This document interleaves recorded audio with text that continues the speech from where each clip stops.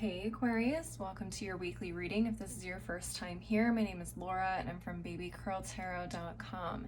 Keep in mind this message is for any Aquarius placement you want to check in on, including any planet or astrological house that may be in Aquarius. Whatever it is, you are welcome here. We're going to go ahead and get right on into it. Spiritual team, what is the overall energy for the next 7 days for my Aquariuses? What is the overall energy for the next 7 days for my Aquariuses? Aquariuses, if I sound a little low energy, it's because I'm recording this around the full moon in Pisces, and I'm not gonna lie to you, I'm exhausted, but I wanted to do these readings so bad. I'm like, I gotta do it. All right, we have broccoli leadership. I feel like you guys got this last week, so maybe this is a continuation of that message. Maybe it's something different. And at the bottom of the deck, we have the cauliflower transition. Okay. Someone could be transitioning into a leadership role here. Yeah, let's get into the tarot. I just want to know. Let's see, spiritual team, what messages do you have for my Aquariuses for the next 7 days?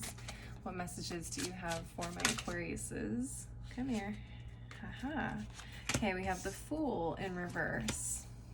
9 of Wands. Devil. 10 of Swords. What's at the bottom of the deck? 7 of Cups reversed. You guys are overwhelmed. Yeah, I'm getting that strongly.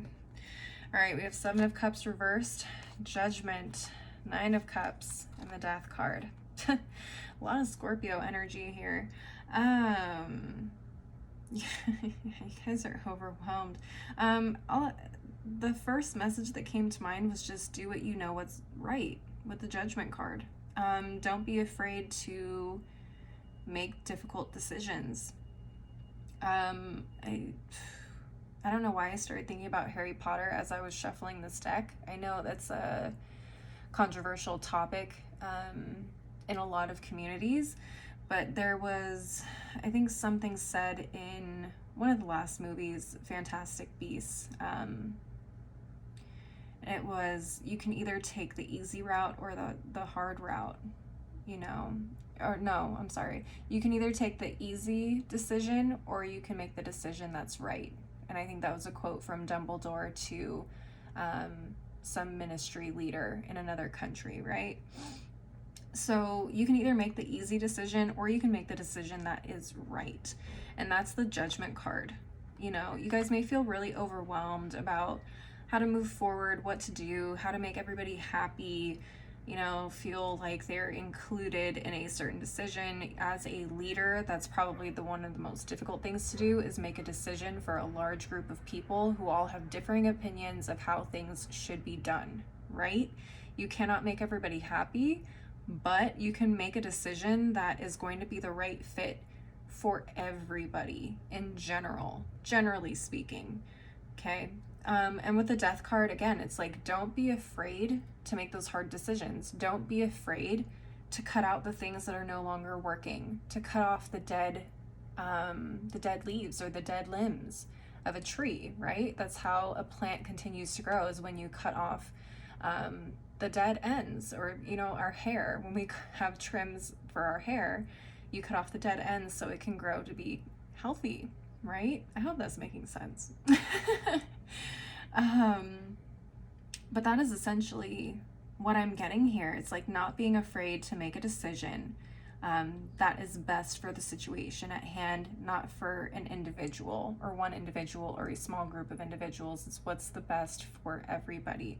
And I think if you can keep that in mind and forget about, you know, who's going to be upset about this decision or who's going to feel, you know, hurt or betrayed, whatever, you can have some great success here, okay? But it's not just your success, it's everybody you work with or you are together with. It's their success too.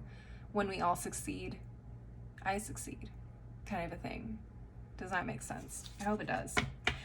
That's what a great leader does, Aquariuses, and it's not easy. I don't envy you. I don't particularly like being in leadership roles because it is a lot of pressure. It's a lot of pressure, and sometimes I don't want to deal with that. I don't. But anyways, let me move on to these cards up here. I do see you here with the Fool card in the reverse. So I'm trying to figure out if this is just you, again, feeling overwhelmed about taking a step forward and not necessarily knowing what to do yet. It does feel like you guys are tired of weighing your options and trying to find the best solution or trying to make everybody happy, and that's probably why you are having such a hard time. It's maybe you guys have been trying to make everybody happy, and the fact of the matter is that you can't, right? It's a never-ending cycle. You make one person happy, you make another person unhappy. It's almost impossible, right? And it's something that continues to drag you down, weigh you down, exhaust you, and never makes you feel like you're respected or liked or supported by the people around you. I feel, honestly, a lot of you guys are probably at the point of giving up, and you're thinking to yourselves, I don't know if I'm a great fit for this position. I don't know if I can do this anymore. No wonder the other person just went off the rails and did what they did. If you watched last week's reading, you'll know what I'm talking about. If you haven't seen it, go back and watch it. That may kind of resonate with this situation as well. I am getting the feeling that it's kind of a continuation. But yeah, it just feels like you guys are tired. And I feel like in this transition period of you guys becoming a new leader or becoming, someone who is now the face of a company or a cause to the people that work with you or under you, however you want to describe it, it's just become a lot. It's become a lot, and I think there is always kind of a interesting transition period whenever someone takes on a leadership role, whether it's for the first time or maybe it's just in a different place with different people, right? But there's always this weird transition period of figuring out who you are as a leader and how does that fit with the people that you work with, right? That's kind of what I'm getting. I do see you guys, though, starting to figure that out. You will start to have some successes, but you can't be afraid to step up and do what you honestly feel is right for the majority, I mean, nothing's ever going to be perfect. Like I said, I know you saw that Lover's card here at the top of the deck. I do feel that there is a relationship that you can create with the people that you work with and this new leadership role to benefit all of you, okay? Without feeling worn out, without feeling like people are attacking you or bringing you down. There's got to be some kind of middle ground. There's got to be some kind of space where everyone can come together. And I mean, let's be honest, some people are they're never going to be satisfied, right? So don't let that get to you either.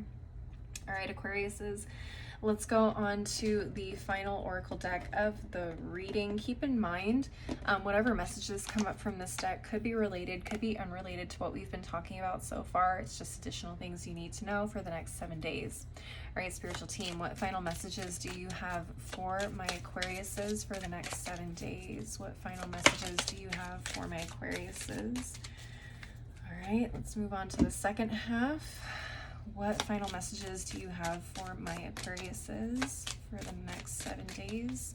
Spiritual team, what final messages do you have?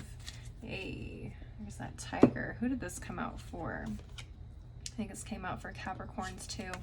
All right, let's take a look. Oh, we have the dragon. Beware of self-delusion. Yeah, that's that 7 of Cups reversed. Again, you can't make everyone happy.